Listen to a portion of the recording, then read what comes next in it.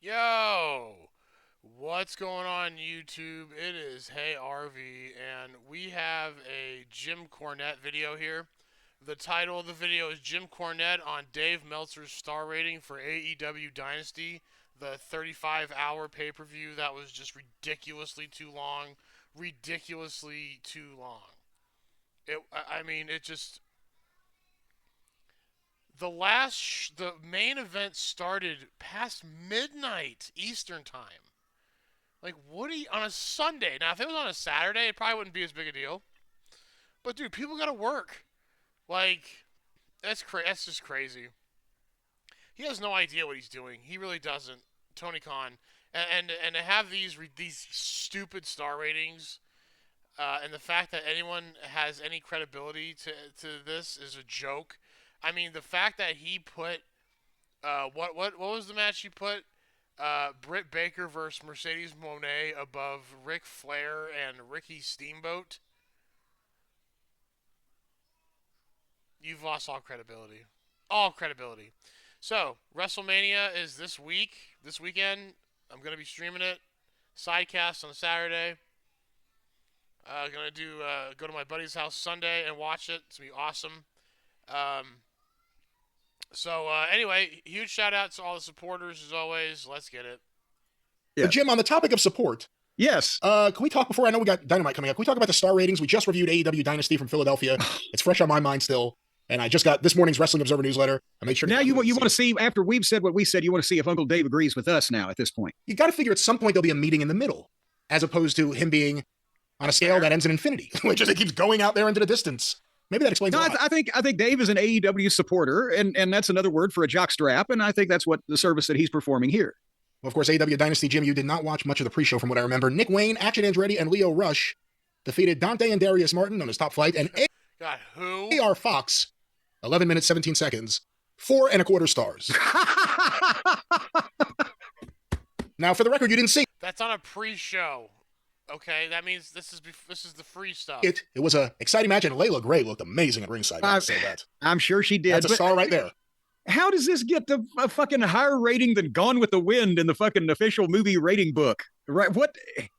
Again, this used to be Flair and Steamboat numbers. Yeah, that's just stupid. This was reserved for the peak. I mean, do you understand how incredible Steamboat and Flair were? Those matches? Piece de resistance. Any of them. Instead of the piece de pie face of the... Okay, yeah, the pre-show match was Kurt Angle-like in its intensity. Well, again, for the record, you didn't see it. Match 2, Anthony Bowens defeated Max Caster, 40 seconds. No star rating given. Well, now, why leave them out? What, did it accomplish what it was supposed to accomplish? It's not about... The star rating is not graded with or concurrent on or whatever, dependent on the time of the match. You can have a stinker that goes 45 minutes or a fucking barn burner that goes 6. So what of the presentation that they was supposed to do there, how was it? See, he's slacking in his goddamn duties. Well, we go now to the main card. Will Ospreay defeated Kevin Knight, 13 minutes, 50 seconds, 4.5 stars. God. I mean, it wasn't bad. I mean, I'm gonna be fair. It was. I mean, there was no color. Holy cow! They didn't bleed. So that was a shock. But I mean, it was. I thought it was all right. I mean, every Ospreay match is the same. Flippity flops. You know, Spanish fly off the top rope into a Hurricane Rana onto some glass through tables.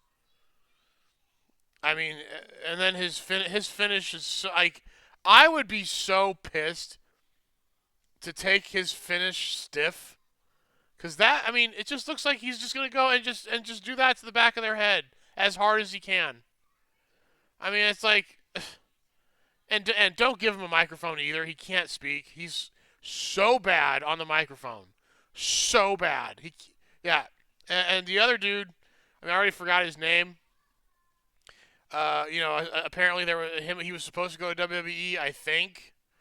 And it's like anyone that picks AEW over WWE is really just going there for the money. They're not going to grow. They're not going to get any better. And that's cool. You know, that's their job. But I don't know. Again, the way you can look at this is we're entering like Undertaker and Shawn Michaels level of match rating, but at the same time, you can also right, which is just again say that Will Ospreay, their top wow. babyface, against one of their new babyfaces for little or any good purpose, was only a quarter of a star better than the fucking 8-man scrambled eggs pre-show match, which makes better sense. You know, every show for Dave is like a male dream slam. Remember when All Japan Women had like a 6-hour show, every match was 5 stars? Every AEW show is like his dream slam. Actually, thankfully, Brian, I don't remember that, and my life is better for it. Well, Jim, the next match, Bobby Lashley and Shelton Benjamin, the Hurt Syndicate, defeated Big Bill and Brian Keith, 10 minutes, 28 seconds, 2.5 stars. Whoa, Dave must be. Wow. I mean, yeah, it wasn't great. I mean, the crowd was into it. The Hurt Syndicate's they're over. Hurt Syndicate, whatever, is over. They're over for sure. The moonlighting as the president of the Brian Keith fan club. He didn't like that one. You know what he wrote here at the end? He describes a little bit about what happened when MJF got involved. It was fine. All right, it's a new one. Mercedes Moné defeated Julia Hart, 12 minutes, 55 seconds. Once again, 2.5 stars. Okay. Oh, wow. Oh, wow. So he's being honest. I mean, I would say most matches like that are like 1.5 or 1. Okay, now, obviously, we said that the Hurt Syndicate match was a TV match with a TV angle at the end, but nobody, like took a shit and wiped their face in it in the middle of the ring, but it was the same as the awkward ladies match that followed that. Because I guess 2.5, is that now his dud? Can you get lower than 2.5 unless you wipe the feces on your face? Well, we shall find out. Jim, speaking of feces. Hey, there's old feces face. Wheeler Yuta, Pac, there he is. and Claudio Castagnoli Useless. defeated FTR and Adam Copeland, 14 minutes, 53 seconds, 4.5 stars. Oh, Jesus Christ. I mean, yeah, again, was that better than Shawn Michaels Undertaker at WrestleMania? No. No. What did he give? Was it 5 stars or was it 4 3/4 perhaps that he gave FTR and Juice and old light switch Jay White a couple of years ago that had the greatest tag team match of modern times? It was at least 5 stars. It may have actually gone past it, but I don't know. I don't know, but it wasn't this, dog. Isn't that what they say? It wasn't this, dog. Well, it says 14 minutes, 53 seconds. Maybe that's what he did because the match felt like it was double the length. He doubled the star rating. It was 2 stars. It became 4.5. They had sex and procreated, the stars did, during the length of this contest. Jim, Timeless Tony Storm defeated Megan Bayne, 15 minutes, 24 seconds, 4-star match. Okay. Oh, yeah. Dude, shut up. Stop. That's 1 star, 1.5. Stop. Again, even if you stop. If you like all of the participants and you like everything in the world, and potentially you're on some form of liquid ecstasy, I don't know. This is the same guy that would award an all-time classic 4 stars in his previous life before he lost his mind. But now suddenly this is morphed into, well, they get 4 stars because it can be more stars. He established something, but now he's so afraid of hurting these people's feelings that he just starts making up that more stars is fine. And they feel good because they got 4 stars from the teacher. Well, Jim, the next match, Kyle Fletcher defeated Mark Briscoe, 16 minutes, 11 seconds. I thought you were going to say 16 stars. 4 3/4 stars. Okay, what was the girls' match a second ago? 4 stars. Okay, so again, you're saying that I agree with you. Kyle and Briscoe was much, much better. Yeah, it was. Much better than Storm and... Well, yeah, but that's not saying much. Drung or whatever the fuck. But it has to still be in the 4-star range. It's just now levels of excellence that he bestows upon them. I almost wonder what you said before is 2.5 dud. Is 4 like the baseline, and anything under 4 is negative stars? Like, it's 2.5 stars now, Dave's negative 2 stars 15 years ago. Wait a minute. That's what he's doing. Brian, you figured it out accidentally. He's on a Celsius. He's on a Celsius star rating. Maybe so. See, you got to translate it to the Fahrenheit. Well, Jim, for the Ring of Honor title, Bandito defeated Chris Jericho, the Frito Bandito. It's 16 minutes, 22 seconds. Oh, that was just absolutely horrendous. That match was so bad. Good Lord. 3 1/4 stars. No, that's 1 1/4. I don't know, maybe 1 1/4. That's the new dud. I mean, the fact that the referee went to Bandito's mom and sister and they're pointing at where the bat is, and then they pull them from the crowd. I've never. Someone in the comments let me know, when you've ever seen that happen that way, ever, where there is you won. Now the referee is gonna go talk to somebody else. They're gonna direct the referee to where the crime occurred or whatever. Reverse the decision, then restart the match. Tell me any time that's happened. Even with Hogan and the 2 referees, he still lost the match. They didn't go, all right, restart it, all right, and then he pinned Andre. No. Hogan still lost the match. You know, he'll kind of halfway be honest about Jericho's desiccated corpse and give him only 3.5, which, you know, is kind of still a kind of backhanded slap. Well, Jim, in 15 minutes and 34 seconds of a no time limit, everyone barred from ringside match, or as we used to call it, a match. Adam Cole won the TNT title. Oh, you mean just a regular old 2-guy, no interference type of match? Oh, wow. From Daniel Garcia. How 3.25 stars. How prehistoric. Ooh. So again, there he's having to begrudgingly admit that it ain't happening here. See, now he's establishing a pattern. These are the people that only are above average should feel slighted. Kenny Omega defeated Ricochet and Speedball Mike Bailey 30 minutes, 56 seconds. Jesus Christ. I mean, now, before I hear the rating, I'll be fair. I thought it was pretty good. I thought it was a pretty good match. Went way too long. But, hey, I got to give the weird Karate Kid, he sells. He registers. He sells and he registers. You got to respect that. 4 3/4. And they didn't get color either. Stars. Not that good. And actually, on this topic, it wasn't that good, but it was good. I've not heard this, but I see Meltzer. Well, and by the way, hold on a second now. I really think that should be a different score, Brian, because in that match in particular, with those participants, they should have scored this under the Olympic method with the 9.0 and 9.1 and 9.2 and give it a perfect 10. Or maybe he wants to back off and just make it a 9.8 so nobody will accuse him of favoritism, but still it shouldn't be just a standard 4 3/4 like the mere mortals that aren't stars of their own video game. Well, I was going to say before, the Meltzer Said What account, Jim, tweeted out a couple of things. One of them apparently are some of the guys who go to Dave's pay-per-view parties at his house saying that he got mad when they were laughing at some of the silly stuff in the match. Oh, good God. Because he was taking it very seriously. But here's some audio. Let's see what this is. I have not heard this. Tweeted out by Meltzer Said What. Here's what he wrote. Jesus Christ. Meltzer has now proclaimed the AEW Dynasty triple threat match with Kenny, Ricochet, and Speedboat as one of the greatest 3-ways in the history of wrestling. North Korean propaganda has nothing on Uncle Dave. Let's hear what this is. We had pay-per-view on Sunday night. And usually you hype like this pay-per-view was great, buy the replay.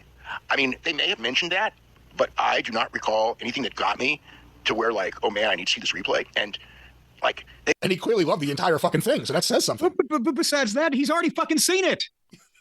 Why does he have to see the replay? Is the replay more for people who have already seen it or for people that missed it?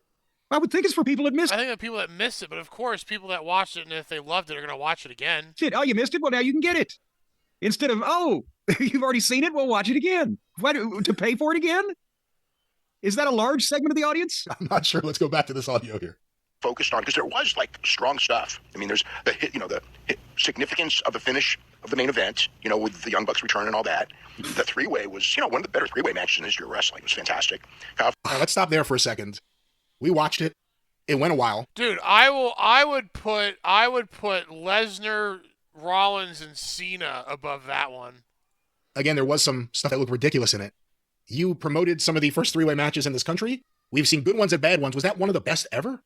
No, of course not. Because, and again, I'm not going to say, oh, and mine were, when the Dirty White Boy wrestled Tracy. No, but when you think about, to be honest, before they were again prostituted out and worn down and made just blasé and everyday, some of the 3-ways that went on those WWF pay-per-views in the late 90s, Taker and Michaels and whoever the fuck else, I would go for that. Or I'd go for some of the modern TNA stuff or whatever if people, had that in their mind. But all of those incidents, you had stars involved. This is, again, because Dave has gone out of his mind to fetishize these gymnasts and the cheerleading alley-oop routines and the, oh my gosh, and ignore the fact that most of this stuff, again, looks phony as fuck. There's no good reason to be doing it. There's no good reason to have the match. There's no story. There's no angle. There's no seeking retribution or triumph or whatever. It's just, oh gosh, here's a bunch of fucking guys that do spots that are going to get together and vault with each other. And that in Dave's mind is... And that's it. And see, on some level, RVD was like that. Very spotty, very coordinated, very almost ballet or like line dancing, you know? That's kind of like how Rob Van... I mean, that's the first... I mean, that's when he just said all that. That's the... You know, I think of Rob Van Dam. At the same time, he'll say, but you need story in wrestling. And he's looking at the other company, making a bloody fucking fortune, going in exactly the opposite direction and doing as little as possible. And he still can't get it. Not everybody is sitting there beating off on the fucking 3 cartwheels into a goddamn have a Corona over the fucking top rope.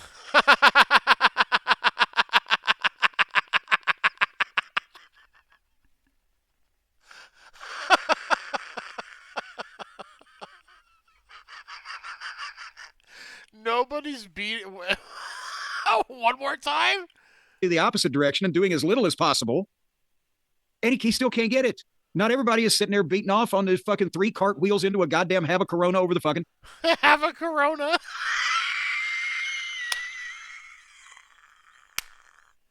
He calls a Hurricane Rana have a Corona. That is incredible. That is incredible. Top rope. And people are getting hurt on simpler shit than that. Yes, that's exactly right. Yeah, I mean, look, is there a time and a place for those high spots? Yes. It's not every match. Because they're rushing and doing so much, but that's a story for later on. Let's go back to this audio from, I guess, Wrestling Observer Radio. Fletcher and Briscoe, you know, the tournament matches, the Will Ospreay match, Mercedes match. I mean, there's, you know, the different championship matches up and down. Tony Storm, Megan Bayne was a great match. I mean, they really should have, like, just, we had another great pay-per-view because it's like, you know, people buy these things for the next 2 weeks, especially the first week out. And it was almost like they gave up on this one for whatever reason, rather than try to get late buys and try to hype it after the fact. Because did they do anything, like, did the announcers ever talk about how great the three-way was? Because that should have been the main selling point. Oh, boy. No, dude. I mean, you watch the pay-per-views, right, Dave? It's as soon as the match is over, it's like 10, 15 seconds, and here we go to the next thing. There is no time for anything to breathe whatsoever. Like, they don't, I mean, dude, at the end of every match in WWE, they go right to the commentators, and they talk about what just happened. And then they talk about what's about to happen. I mean, that's a minute, 2 minutes. It's giving chance for people to come down off of whatever match they just watched. Like, oh my, like, this is not, like, WWE has the blueprint. Like, why wouldn't you follow what they do, at least from a booking standpoint, or how they time out their pay-per-views? Why wouldn't you follow their model? Why? Back to the this. Best three ways of all time, and you got to see it to believe it. 30 minutes and blah, blah, blah. And I don't recall them doing that. And when Kenny was out, you know, he didn't talk about the match at all. He was, which, I mean... Because it was a throwaway match. That's what you don't seem to get there. You gave it a bunch of stars, but it was a throwaway match. He probably shouldn't have, because his focus should be on the future thing. But the announcers, I mean, there should have been. They showed clips of the pay-per-view, but I don't think they did any hard sells to buy the pay-per-view, which was another thing that was kind of like, I'm watching the show going like, why aren't you talking about the pay-per-view that just happened? You know, I mean, WWE would have these freaking newspaper, you know, and website clippings on the top and hyping like, you missed this and everything like that. And AEW just kind of nothing on that. And it was... You missed Hong Kong Phooey at his greatest moment. Lots of things happened. The greatest three-way match in wrestling history. It's not going to really sell any pay-per-views, I don't think. But let's go back. We have one last match here, Jim. John Moxley defeated Swerve Strickland. 31 minutes, 28 seconds. So just think, the last hour of their pay-per-view was 2 matches. Like, that's insane, 3 3/4 stars. Oh, see, now he's Wait, what? John Moxley defeated Swerve Strickland. 31 minutes, 28 seconds, 3 3/4 stars. Interesting. Oh, see, now that's interesting. He's straddling the middle. He thinks some people really like this, but some people really hated this, and I don't want to alienate any of the rest of my dwindling fucking audience that I have sway over, so I'm going to put it in the middle because it's controversy. Jiminy Christmas. And obviously from that audio, he thought this was just one of the great pay-per-views. Everyone should go out of their way to see it. It didn't feel that way watching it. No, it felt like the longest movie you've ever watched. And again, I'm sorry, but they do so much that they... And it's so crazy, because like, if a movie's really good, you don't even notice a 3-hour movie. Like, when you see Scarface for the first time, You don't even realize the movie's over, 2.5 hours long, or that's like way long for a movie, or whatever, 2.5, 3 hours. You don't even notice it, dude. That pay-per-view was so long. I noticed it halfway through. It's like, dude, this thing is going late. They invariably have so many fucking fumfers and flummoxes that, I'm just used to looking. I'm sorry, I apologize. I was trained to look at talent with a major league eye. If you can get all the way through your dance routine without slipping and busting your ass, then I will give you more points than right. And then if you entertain the crowd while you're doing that and you don't actually hurt anybody, yes, you get points for that. Yeah. If you goddamn did 14 pirouettes and then fucking blew explosive diarrhea in the judge's direction. Right, I think I've made my point abundantly clear. I don't care if he really is a black belt. Speedball Bailey doing a move where he just jumps and does a kick from one side to the other, back and forth, back and forth. It's a funny looking thing. It doesn't look like he's really kicking the shit out of him. It looks like he's learned some kind of dance that'll be at Lincoln Center this fall. Yes, Nureyev would be proud, but not fucking Emelianenko.